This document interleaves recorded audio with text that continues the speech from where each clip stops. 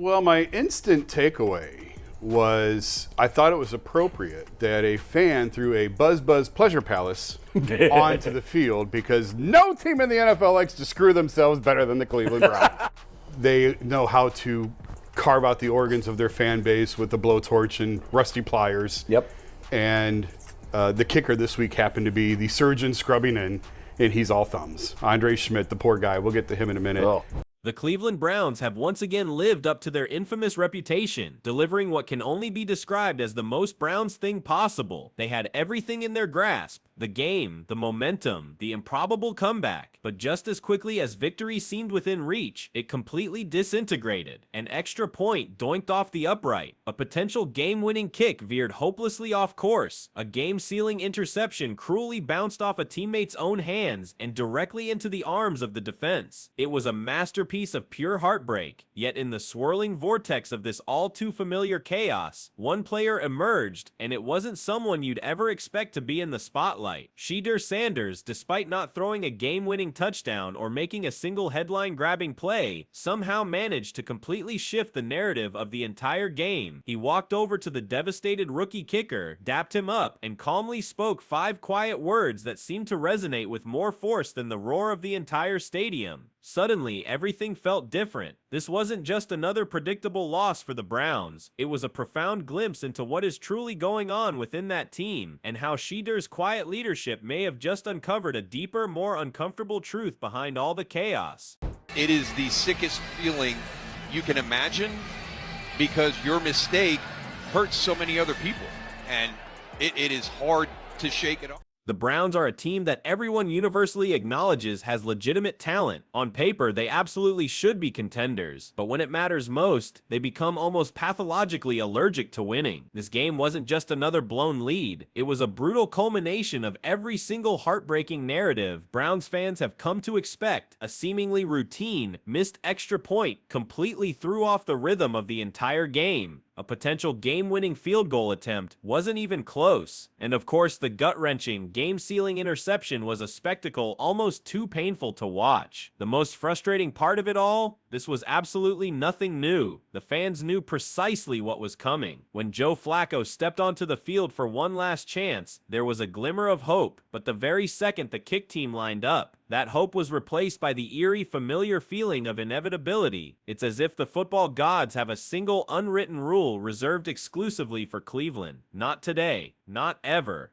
Year after year, the Browns reload, bringing in star talent and saturating the preseason with intoxicating hype. But when the pressure is truly on, it's like a switch flips, and everything just completely unravels. Talented players, solid coaching, none of it seems to matter. The result is always unfailingly the same. The Browns have become synonymous with the art of suffering, and at this point, it's not even about losing anymore. It's about pioneering the most bizarre and painful ways to lose. And of course, in that singular pursuit, they always deliver. Again, able to somehow get away. The pass deflected and intercepted. But the most profound moment of this loss wasn't the collapse itself. It was what happened in the immediate aftermath. As the fan base descended into a familiar meltdown and the atmosphere grew heavy with frustration, something unexpected unfolded. The rookie, Shedeur Sanders, a player who would likely not see the field all season, walked directly up to the rookie kicker, the very man who had just missed 2 critical kicks. The moment was tense, the emotion raw and palpable, but Shedeur was the picture of calm, steady confidence. He walked up, gave him a dap, and simply told him, "You're going to be good." There was no grand speech, no manufactured drama, just a quiet, powerful display of pure leadership in the midst of complete and utter chaos. It's no wonder the clip went viral. It was more than just a nice gesture. It was a profound moment of leadership. And the most astonishing part, Shedeur Sanders, who wasn't even close to being a starter, looked like the most composed player on the entire field. And yet, despite all the chaos, the Browns weren't done finding ways to lose. They had one final chance to make something out of of this mess. With less than 2 minutes left, they had the game right in their grasp, but as is their tradition, they managed to find a way to let it slip. Joe Flacco, the 38-year-old veteran practically pulled off the street, had been playing with the poise of his prime. He was sharp, poised, and making the kind of veteran reads that kept the game alive. For one brief shining moment, it seemed like he might carry them to an unlikely Week 1 victory. But of course, the Browns don't just lose games, they make losing a breathtaking spectacle.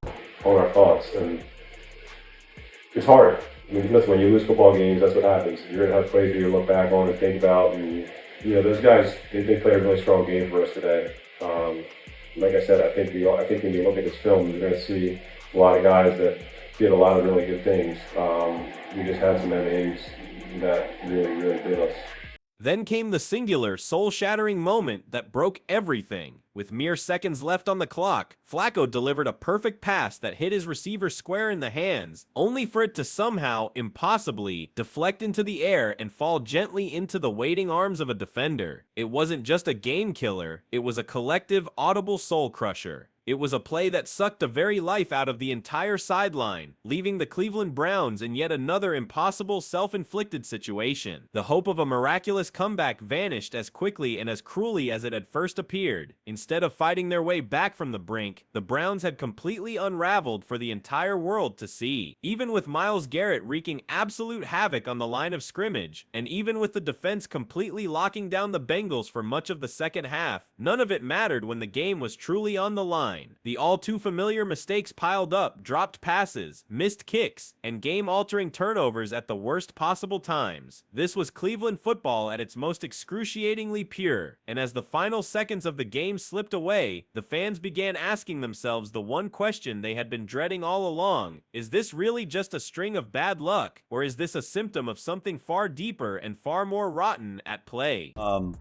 We had a conversation early that morning, and then we had a conversation later that day. I think we had the right people involved in the conversation. At the end of the day, that's Andrew Berry's call. Andrew made the call to pick Shedeur. Just like who's going to start or what play we're going to call is Kevin's call. But that's Andrew's call. He made the call.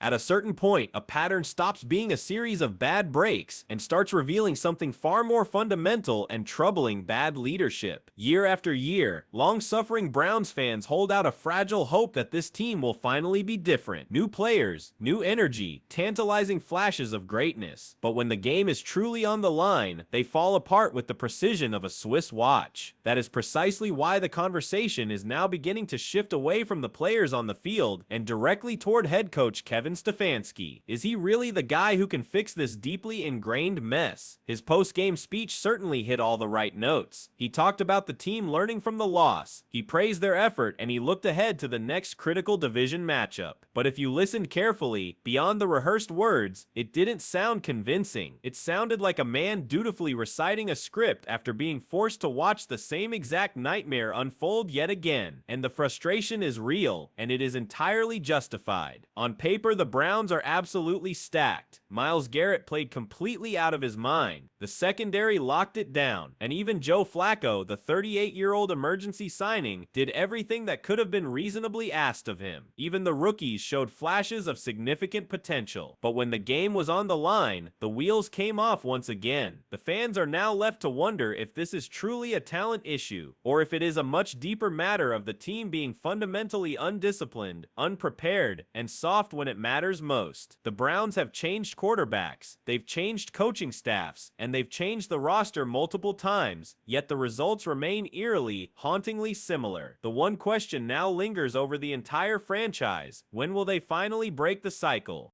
I would get that it would be cool if this was a, hey, we're going to cleanse this of 2 years, but we've been cleansing this from everybody that's been in the organization. The most painful and visceral example of the collapse was delivered by the rookie kicker. In his NFL debut, he went 1 for 3 on kicks, missing a critical extra point, and most damningly, a field goal that would have sealed the entire win. In a stadium already saturated with the ghosts of past heartbreaks, that failure was all it took to trigger a complete and total online meltdown. Brown's Twitter predictably erupted, with fans calling for him to be cut, benched, or released by Monday. It might have been harsh, but this is a team that simply cannot cannot afford to miss these opportunities. Every single game feels like a potential disaster just waiting to happen, and no one knows that better than the players themselves. And this wasn't some fresh-faced rookie. The kicker, Schmiz, is 24 years old. He was specifically brought in to be the stable foot, the safe bet in a position that had haunted the Browns for years. But after this game, he left the field looking like a man who had just been handed the entire weight of a franchise on his shoulders. And that's exactly what it felt like. And yet, herein lies the profound paradox. While the fans on social media were tearing him apart, the locker room showed nothing but unwavering support. Shedeur Sanders, a rookie who most would have expected to stay quiet, walked directly up to the kicker and injected a moment of profound calm into a hurricane of chaos. Even Myles Garrett, the undisputed heart of the defense, offered him grace. "We've all been there," he said. "There will be games like this, the kind that are an inevitable part of every NFL career. The Browns didn't lose because of one missed kick, but it is precisely these moments that accumulate over time, brick by painful brick, until you eventually realize you haven't just lost a game, you've built an entire culture of collapse." I feel like saying something to people in that situation, especially if you don't know them that well. You don't know if you're adding unnecessary pressure, if he's already in that mindset. And, there's going to be situations like this again, and he's going to make those kicks. And, and we're going to be better for it. We're going to win those games. So, there's no...